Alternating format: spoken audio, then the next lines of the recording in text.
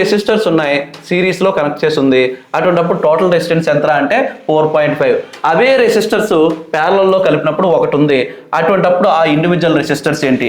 ఈ రెండు క్వశ్చన్సే మాటిమాటికి అడుగుతున్నాడు. సో ఇప్పుడు కూడా సేమ్, ఇప్పుడు సిరీస్ చేయకండి, డైరెక్ట్ గా ప్యారలల్ చేసినా సరిపోతుంది. RT series is equal to R1 plus R2 is equal to ఎంత వచ్చిందట? 4.5 ఓం వచ్చిందట. 4.5 ఓం వచ్చిందట. సో ఆర్టీ ప్యారలల్ తీసుకున్నారు అని అనుకోండి, R1 into R2 by R1 plus R2 అని మీరు పైన ఇంతకు ముందు ఏదైతే చెప్పామో అదే. సో అలా చేస్తే ఎంత రావాలి అని అంటే 1 రావాలి. డైరెక్ట్గా ప్యారలల్ అప్లై చేయడానికి ట్రై చేయండి. ప్యారలల్ అప్లై చేయడానికి ట్రై చేస్తే ఆ రెండు కూడా వీలైనంత వరకు 1 రావాలి అని అంటే ఒకే టేబుల్తో పోయేటువంటివి ఏమున్నాయో ఒకసారి చూడండి. సో ఈ రెండు ఒకే టేబుల్తో పోయేటువంటివి ఉన్నాయి.